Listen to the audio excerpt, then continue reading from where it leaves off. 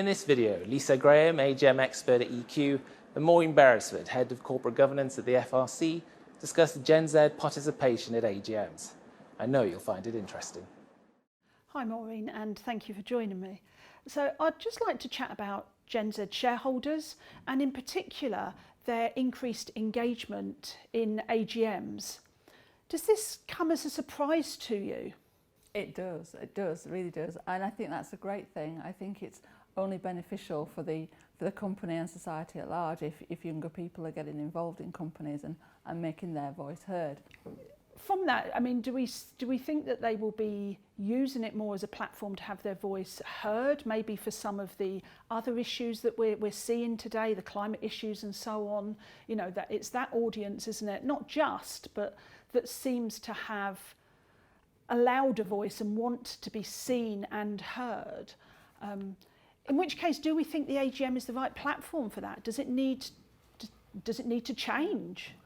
I think it probably is, definitely in the UK. The UK AGMs are generally, a good few hours long, and lots of, debate within those for most companies. But again, all companies different. I think it might be different in the US. Is it right that it should only be an annual event? That surely engagement, should be all year round. Absolutely. You shouldn't need a platform once a year to bring the board to account, or to challenge the company on some of their policies that they have. I think you're absolutely right. I think the way that we're seeing things move forward, and we've worked with a number of stakeholders, is that the AGM is maybe an event at the end of a years long dialogue with a whole lot of different stakeholders, including shareholders. So you'll maybe have a meeting with shareholders, retail shareholders, institutional investors, might have your employees, you might have a mix of them throughout the year, and get that feedback and demonstrate to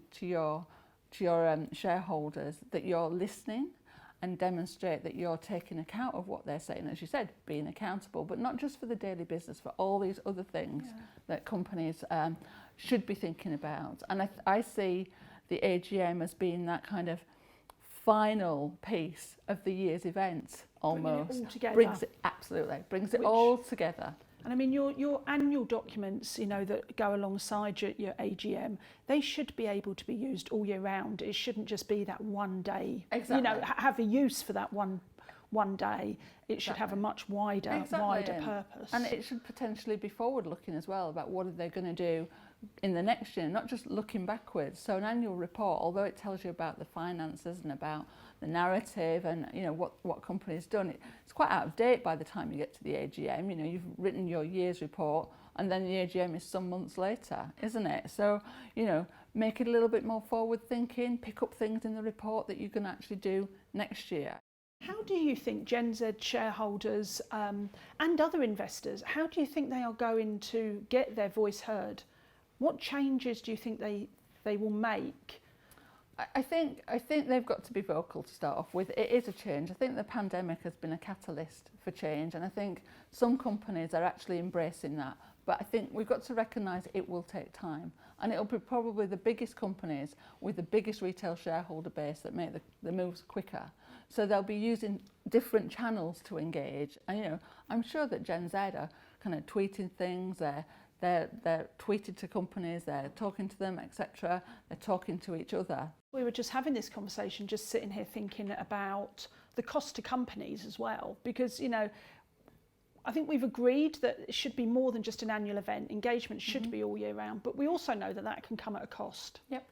And at a time where companies, for whatever reason, may have a tight budget and also time, but you've just mentioned something there which I've actually found really interesting around social media, because it's not free as such. It does cost you time still, but actually you haven't got to invest a lot of money in getting the point across, in keeping that engagement going through some mediums that are just not used today by a lot of these companies. Exactly. And I think this goes to my point about the pandemic being a catalyst for change, because we've seen companies begin to use more video. I think that comes out in your report. We've seen companies use more web services, online discussions, Zoom meetings, etc., tweeting, all these different things. And I think companies need to over time, think what's right for them. I think it's really important to remember that it's not one size fits all. There will be some companies that want to do videos, that want to have big events, that want to do various other activities, whereas some might have a very big retail base. So they're probably not going to be into that. They'll choose one or two ways of engagement that makes their engagement worthwhile to them and makes it not as costly as you were suggesting. So I think companies and their company secretaries and boards should be thinking about all the different ways, and you can be in a different country and still make your point to shareholders in thousands of miles away. So I think what we're saying is they do need to broaden their horizon. Absolutely. They need to look outside the box as to how they can increase that engagement across their entire investors, not just those that may be able to live in a, within a certain proximity of a location where they choose to hold their AGM and at a suitable time. This is really widening the scope. So just bringing it back to the Gen Z shareholders, because they do particularly interest me. They're the up and coming investors, not leaving aside the institutions.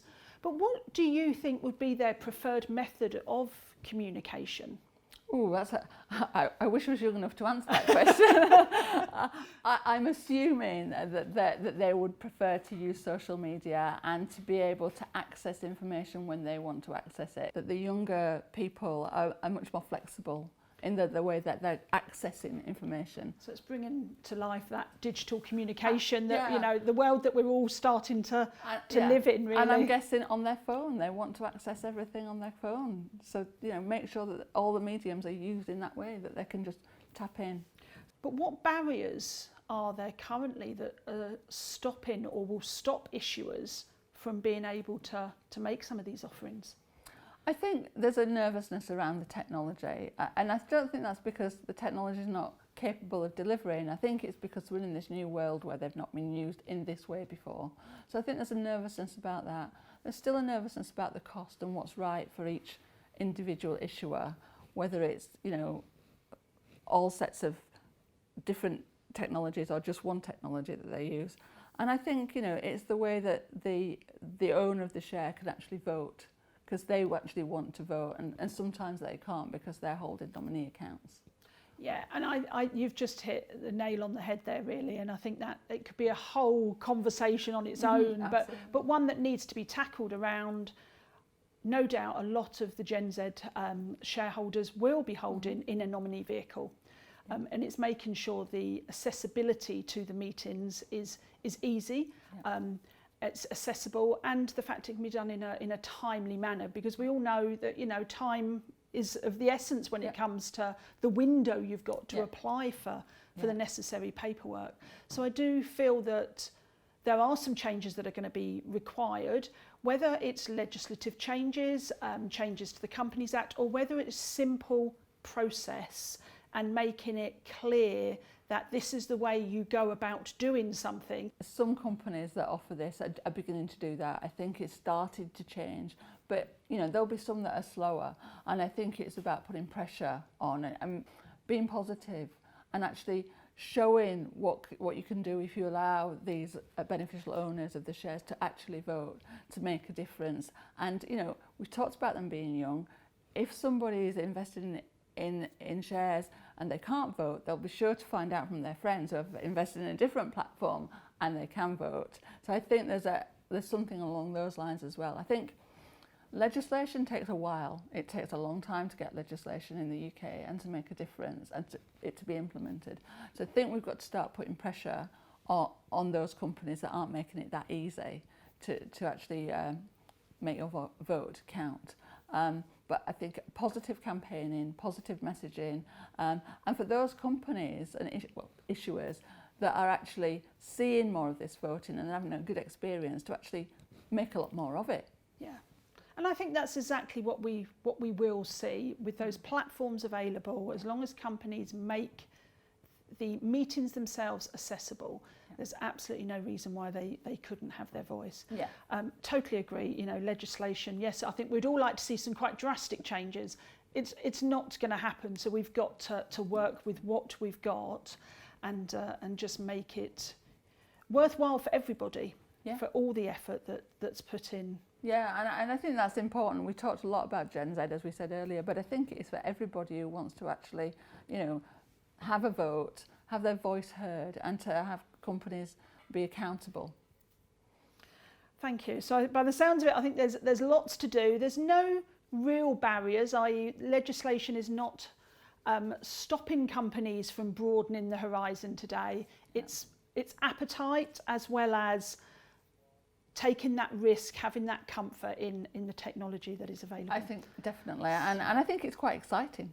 I think, you know, I'd love to be sat here in 5 years' time and say, look at the change we've seen in 5 years, and it all came out of a pandemic. Well, look what we've seen in 18 months, 2 years as a result of the pandemic. This can only improve and get better, I think, as time goes on. And there are important issues that do need addressing. Definitely. Well, thank you very much for your time today, Maureen. Unfortunately, that's all we've got time for. Thanks for inviting me. It's been great. And thank you for watching, and you can find more information in our Shareholder Voice report.